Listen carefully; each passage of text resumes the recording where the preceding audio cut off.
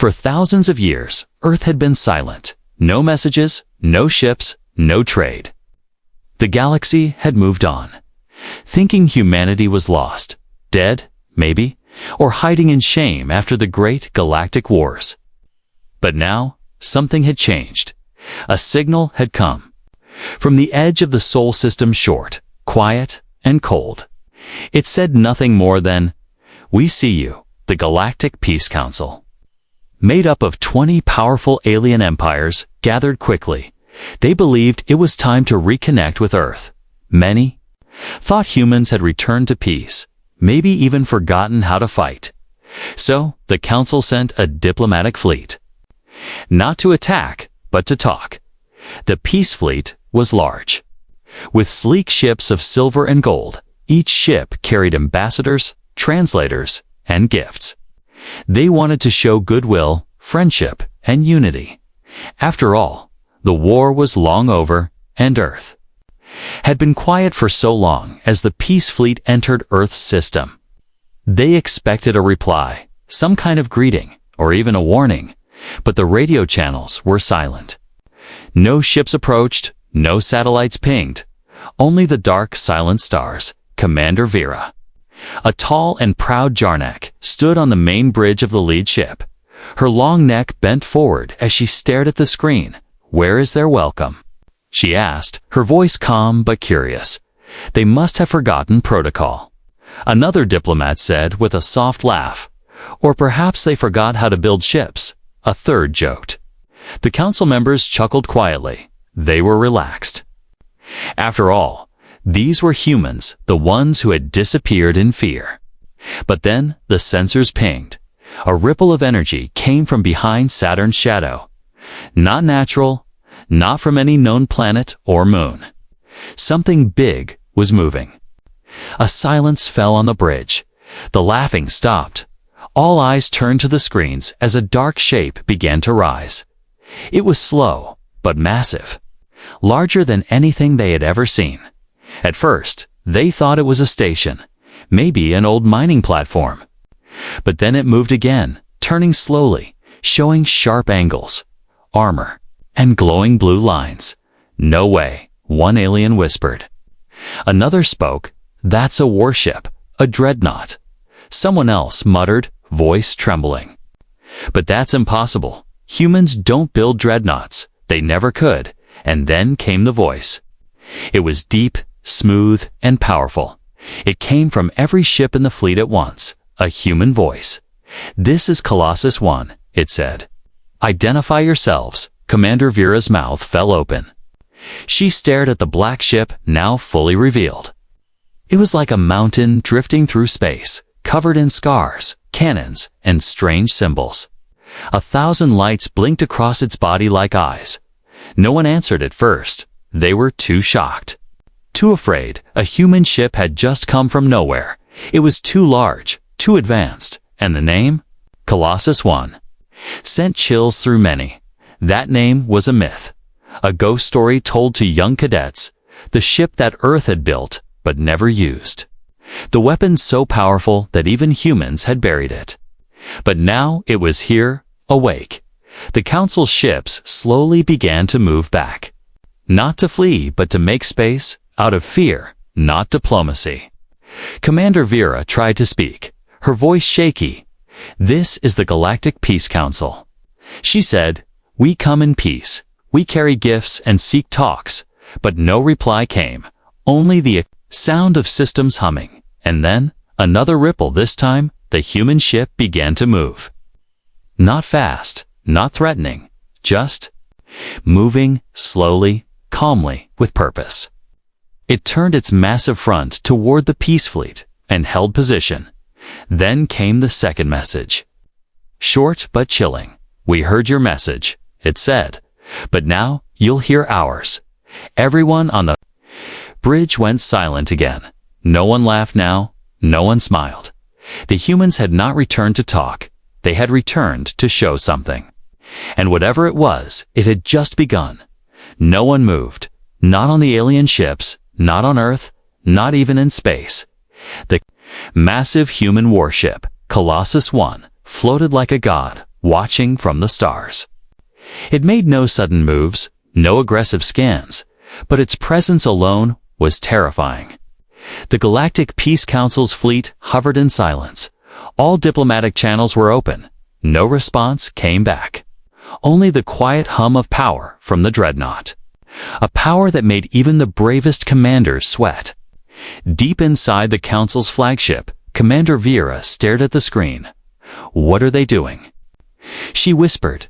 The sensors officer replied, voice trembling, "They're not charging weapons." But energy levels are rising all across their hull. Another officer added, "They've activated something old. Something deep inside the ship." And then it happened from the core of Colossus-1. A strange pulse was released. Not a weapon, not a message. It was a memory across every alien ship. Screens flickered and changed. A glowing image appeared, showing Earth burning, cities falling, skies on fire, alien ships bombarding human colonies. Civilians screaming, begging, running. Then came the face of an old human general, eyes full of pain. His voice echoed across the galaxy. "We remember." Vera's hands shook. "It's a memory transmission," she said. "They're showing us." The war, more images followed, betrayal by the Council. False peace treaties, ambushes, Earth's allies turning against them one by one. The last image was the launch of Colossus-1, the Dreadnought rising from Earth's orbit, unfinished. Then, silence and black. The transmission ended, but the silence felt louder than before. No one dared speak. Suddenly, Earth's voice came again. "Diplomacy begins with truth. Lies end now." Vera felt her heart tighten. They were watching us this whole time, she said softly. They waited, they remembered everything. A young diplomat, barely out of training, spoke. "But we came in peace." An older alien replied, "Yes, now we do. But where were we?" When they screamed for help, outside, Colossus-1 began to move again, slowly turning toward Jupiter. But as it moved, strange shapes detached from its hull. Smaller ships, black and silent, followed the dreadnought-like shadows. No one had detected them before. No lights, no power signatures. "What are those?" Vera asked. "Fighter escorts." "No," the sensor officer said. "They're not weapons. They're observers." Each black shadow drifted toward one alien ship. No attacks, no hacking. They simply floated close and watched, scanning, recording. Fear spread like wildfire. These were not ordinary machines. These were judges. Colossus-1 sent another message: "You will not be harmed. Your history will be." Inside each council ship, secret files began opening. Dark pasts, lies, betrayals, old war crimes long buried. The humans had them all. Every sin, every cover-up. Vera's own screen blinked. A file opened. It showed her grandfather ordering the bombing of a human refugee base. She froze, her eyes wide. "I didn't know," she whispered. Tears filled her eyes. "I didn't know." The voice came again. "You did not need to know, but now you cannot forget." Suddenly, a light shone from Earth. Not a weapon, not a beacon. It was a silent, glowing arc that reached across space. The sensors officer shouted, "It's a signal chain. There. Activating planetary defense systems." Planet after planet in the solar system lit up. Luna, Mars, Europa, even deep space stations once thought abandoned. All active, all part of a hidden network. Earth had not slept. Earth had watched. Vera turned to her crew. "We must respond. We must speak." But before she could send a message, the Dreadnought spoke again. "This is not war. This is memory. This is awakening." And then the most shocking thing of all happened. Colossus-1 opened. A massive hangar bay slowly revealed itself, and from the darkness, another ship began to rise. Not large, not armed. It was a diplomatic vessel, human-made. Marked with ancient peace symbols, the message came with it. If your council dares truth, come aboard. The invitation was clear, but so was the threat: lie, and be exposed. Speak truth, and perhaps survive. Vera took a deep breath and made her choice. Prepare the shuttle, she said. I'm going to meet the humans. The shuttle moved quietly toward the human dreadnought. No weapons were locked, no shields were raised. Just silence inside the council shuttle. Commander Vera sat still, her hands folded tightly in her lap. She could feel every heartbeat, every breath, and none of it felt steady. Around her, the crew stared out the windows at Colossus-1. Its massive body stretched like a black mountain across space. Engines the size of cities sat dormant, but pulsing like a sleeping beast that could wake any second. Vera whispered, "This ship. It shouldn't exist." Her second-in-command nodded slowly. "Maybe it shouldn't," he replied, "but it does." The shuttle entered the hangar bay. A strange blue light scanned the ship as it landed. No alarms, no guards, no welcome. The doors opened. Vera stepped out onto a cold metal floor above her. Steel arches reached into darkness. Walls were lined with glowing panels that pulsed like a heartbeat. There were no humans in sight. Only silence. Then a voice echoed, "Follow the lights, A." Path lit up ahead, blue lines on the floor leading into the dreadnought's heart. Vera followed, step by step. Each hallway was wide enough to hold a cruiser, yet felt like a tomb, not of death, but of memory. Images appeared on the walls, moving pictures like dreams. They showed Earth in its golden, days-green forests, tall buildings, happy people. Then came war. Fire, screams, destruction, alien. Ships raining down destruction, children hiding underground. Old men holding weapons they didn't know how to use. Vera stopped walking, her breath caught in her throat. She saw a girl, maybe 10 years old. She stood in the ruins of a burning probe. She stood in the ruins of a burning city, clutching a broken doll. She was human, her eyes wide with fear, and behind her, Vera saw the flag of her own people on the war machines. It wasn't just history, it was evidence. The hallway ended in a massive chamber. There, standing tall, was a single human figure, a woman dressed in black armor, her face calm. "I am Commander Riva of Earth Defense," she said. "Welcome to Colossus-1." Vera stepped forward, trying to keep her voice steady. "I come in peace." Riva nodded. "So did we." There was silence, a long, heavy silence. Then Riva pointed to the walls. "Do you know what this ship is?" she asked. Vera shook her head slowly. "A warship." Riva smiled faintly. "No," she said. "This is a memory, a record." Vera looked confused. Riva continued. "After the Galactic War, Earth knew the truth would be buried. Lies would be told, so we built this ship, not just for defense, but to store the truth. Every message, every betrayal, every scream. All of it is here." Vera looked down, ashamed. "My people. They told us Earth fell in the war. They said humans destroyed themselves." Riva stared into her eyes. "We destroyed no one. We survived. But we wanted you to believe we were gone." Vera asked, "Why return now?" Riva turned and began walking. Vera followed her through another hallway. This one showed images of other species aliens who helped humans. Some were punished by the Council. Others vanished. Riva spoke as they walked. "We waited until the galaxy forgot us. Then we watched for 1,000 years. We listened, and now we speak." They entered a final chamber. In the center floated a glowing orb. Inside it was a live image of the entire Council fleet outside. Every ship, every movement, every whisper. "We are not here to destroy," Riva said. We are here to reveal. Vera's voice was quiet.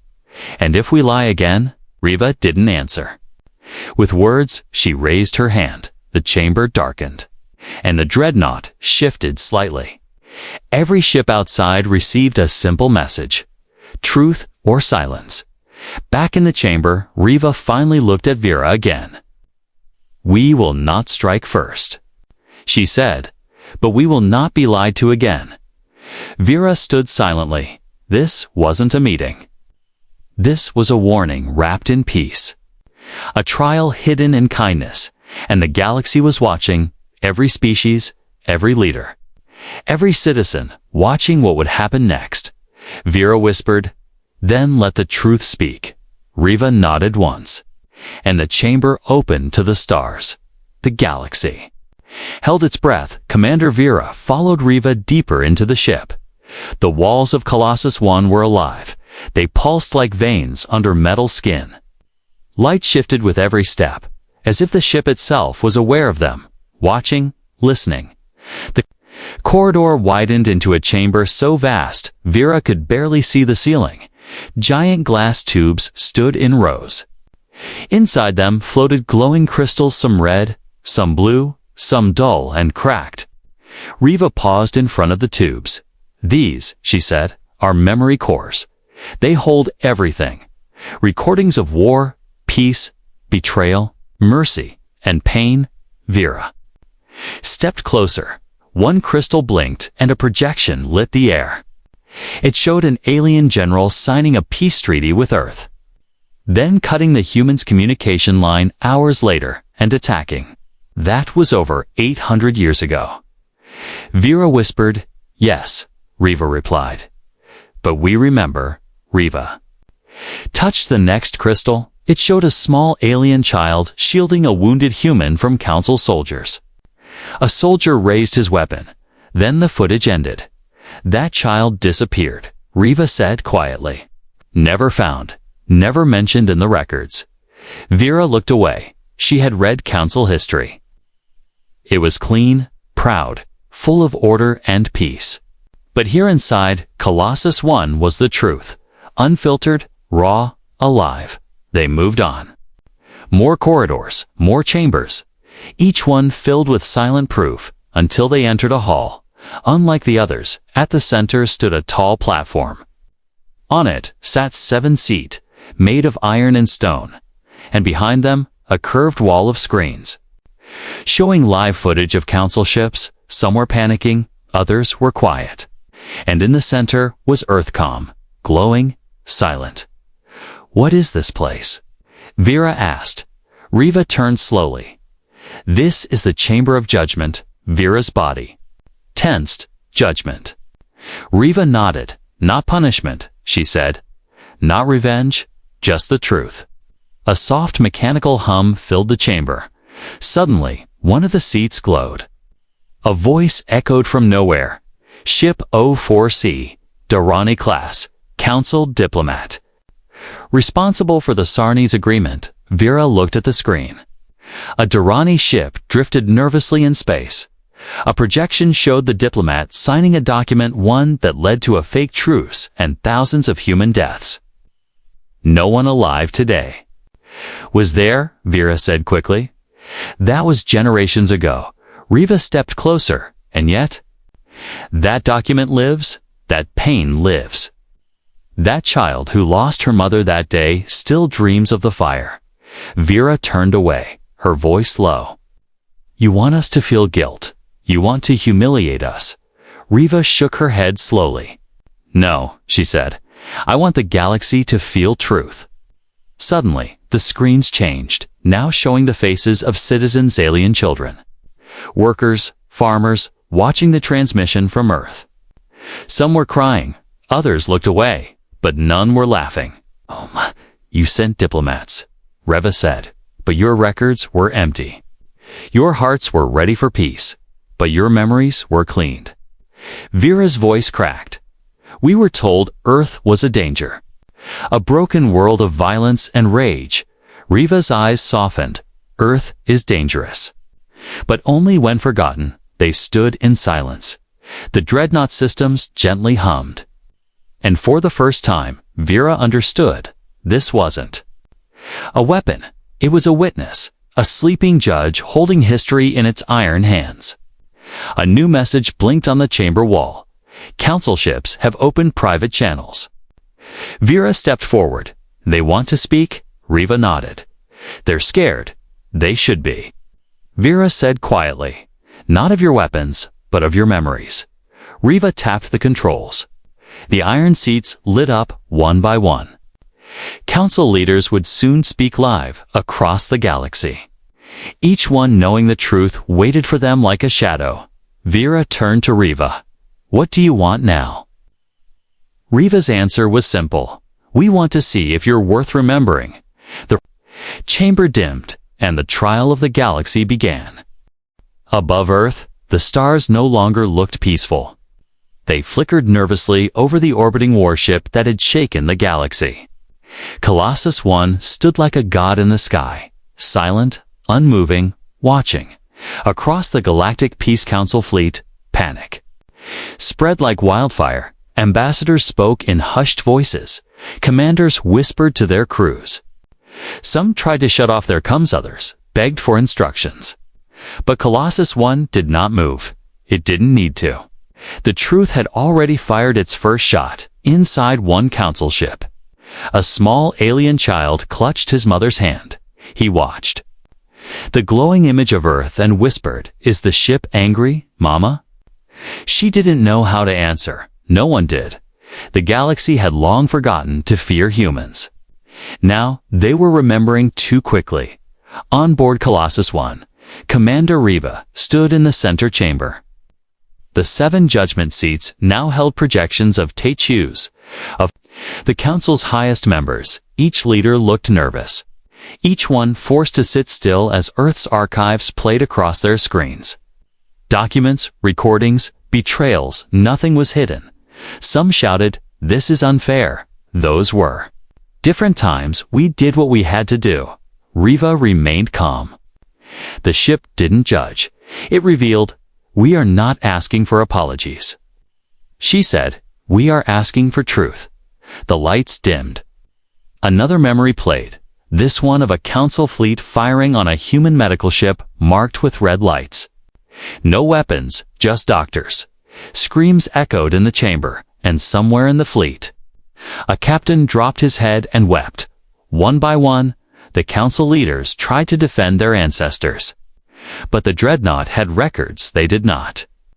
Orders signed in secret, war files erased from history, and each time a leader lied, the ship revealed more. Fear took hold, not from guns, not from bombs, but from truth that could not be denied.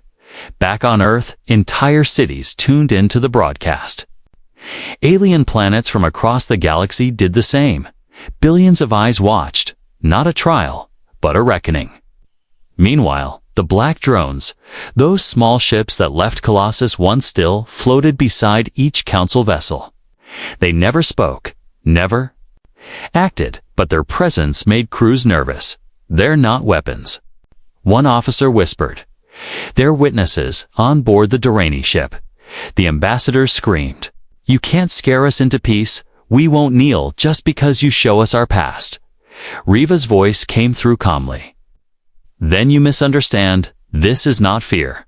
This is memory." The image changed, now showing a peaceful village Durrani and humans living together after the war, helping each other, laughing, building.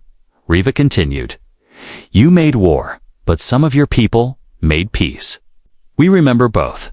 Silence returned, but it wasn't cold anymore. It was heavy with thought, with guilt, with shame and hope. Inside the chamber, Vera stood behind Riva. She looked at the other council leaders' faces, tired, old, proud, but now cracked, exposed. She spoke up for the first time. "We cannot erase what was done, but maybe we can learn from it." Riva nodded.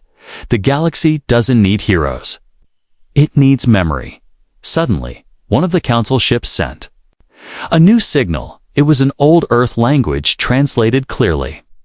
We acknowledged the truth. We asked to learn. Another ship followed, then another, until 5 of the 7 leaders lowered their heads in silence. But 2 refused. One shouted, "This is manipulation. You use history as a weapon." Riva stepped closer to the center. "No," she said, "we use history as a mirror." The lights in the chamber shifted to a dark red. The 2 council members who rejected the truth had their screens dim. Colossus-1 sent a final message to them. "You have chosen silence. We will honor that." And their ships lost communication. Not destroyed, not harmed, just removed. From the network, from the chamber, from history. A quiet ripple passed through every vessel.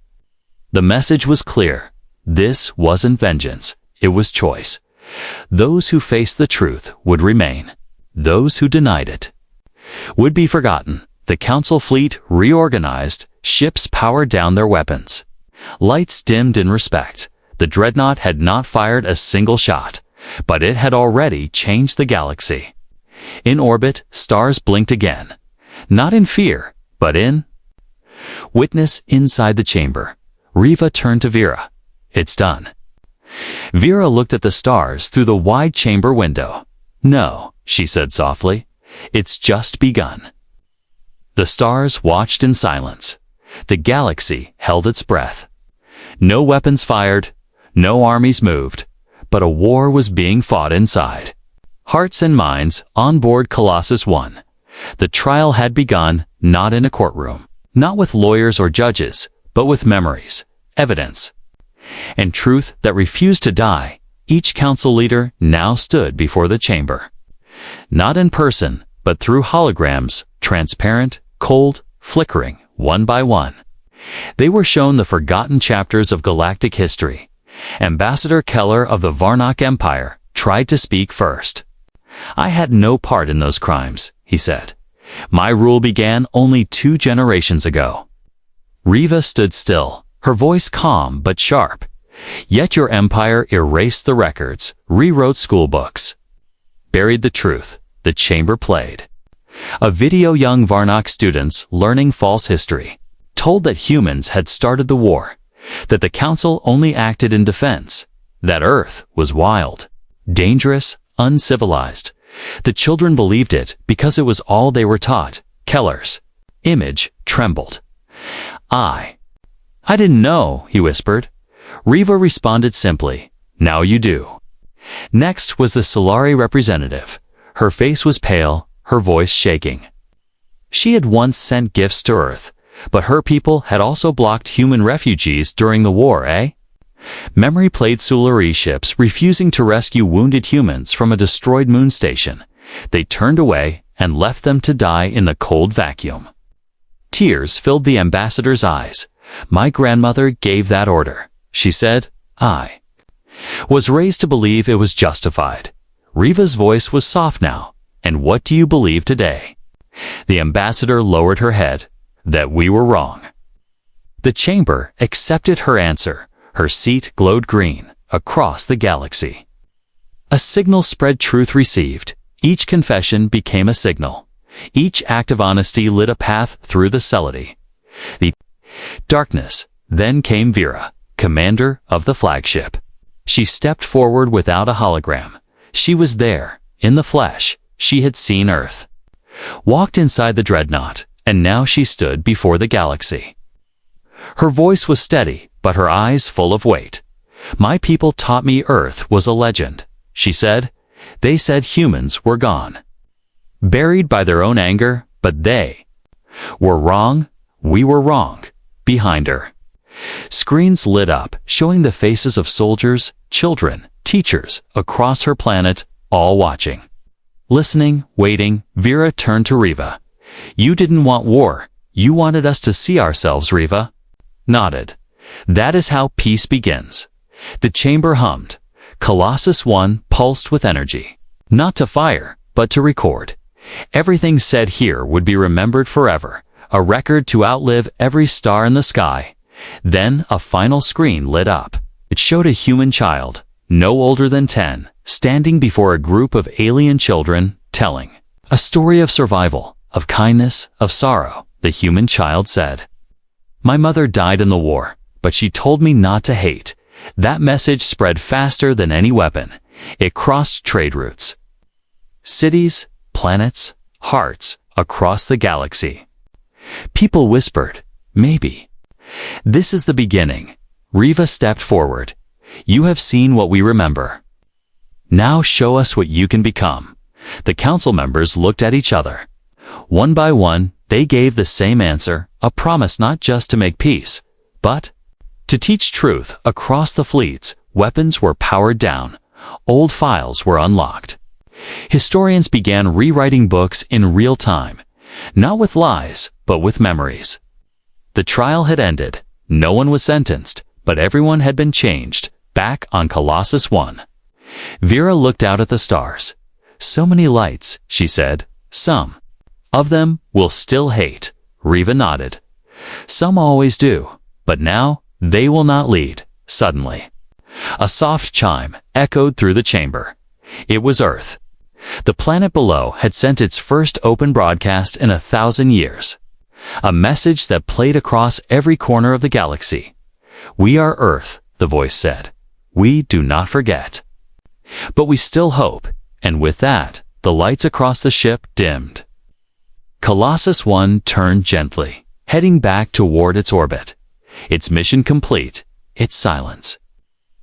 Powerful again, but now the galaxy would never hear silence the same way. Again. The galaxy felt different now. Lighter in some ways, heavier in others. No shots had been fired, no fleets destroyed, but everything had changed. Above Earth, Colossus-1 no longer needed to speak. Its silence had become its voice, a voice louder than any war cry, a voice filled with memory, pain, and unshakable truth. The council ships floated quietly in orbit, some still stunned, others busy sending messages back home, messages of truth, of things they had once hidden, now made impossible to forget. Inside the human dreadnought, Commander Riva stood alone in the central chamber. The lights around her dimmed gently. The walls no longer showed old wars. Now they displayed peaceful skies. Children playing on alien planets, human hands reaching out to others. Vera entered the chamber quietly. No guards, no officers. Just her one voice from the council. And Riva, one voice from Earth. It's over, Vera said. Riva looked at her. No, she replied. It's just beginning. They stood together, not as enemies. Not even as commanders, but as witnesses to a shift in time. A moment when the galaxy had chosen a different path. Vera took a deep breath. The council will change, she said. We'll make public what we saw here. We'll build memorials, rewrite history. Speak the names of those we erased. Riva didn't smile, but she nodded slowly. We will be watching. I know, Vera said, and I'm glad. Outside the ship, something new appeared in the stars. A beacon, not a weapon, not a warning. It's a simple light that pulsed across systems. It carried Earth's seal, but it welcomed all the beacons. Message was short. Truth is the foundation of peace. We remember so others may live differently. Planets that had once banned human history now reopened their archives. Students in distant systems began learning about Earth, not as monsters, but as survivors, as builders of silence who returned not with rage, but with remembrance. A new galactic charter was written, not by Earth, but by every species together. It declared that all historical records must remain untouched. That truth must be preserved. That no lie, no matter how small, would ever again be used to guide war. And at the center of the new council chamber, built not on a capital world, but on a peaceful moon, stood a black cube. Inside, it was a shard of Colossus-1, a piece of the ship that had never fired a weapon, but had still won a battle. On Earth, the people watched from the ground as their great ship remained above. It did not return home. It stayed in orbit. Silent, alert, a symbol of what had been and a reminder of what could never happen again. Young children grew up looking to the stars, not with fear, but with pride, knowing their world had once been forgotten, then remembered, and had changed the course of galaxies without firing a single round. Back aboard Colossus-1, Riva stood in the quiet observation bay. She could see Earth below.com alive. Vera stood beside her. "What will you do now?" Vera asked. Riva looked at her with steady eyes. "We rest," she said, "and we wait." For what? For the next lie, they stood in silence. Two women from different worlds, both marked by war, both now protectors of peace. As the ship slowly turned, it revealed markings on its hull, words written long ago, words that had waited centuries to be read, now glowing bright for the galaxy to see. "We do not forget. We do not forgive lies. We do not fall again." Ships came and went. Aliens visited Earth with respect. Old enemies became students. Some became friends. And across every star system, people told the story of the dreadnought that never attacked, that never invaded, that only remembered.